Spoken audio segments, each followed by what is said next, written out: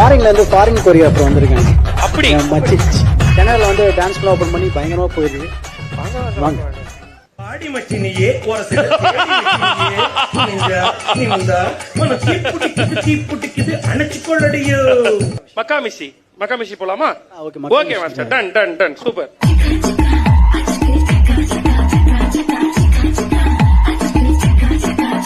நான் முட்டா ஊதியா, எனக்கு ரத்தம் வந்தா உனக்கு இன்னா தக்காளி சட்னியா, என்னோட ரைம் ஸ்கீம் பார்த்து இன்னா கிண்டல் பண்றியா, என்னடா சுண்டல் தரியா?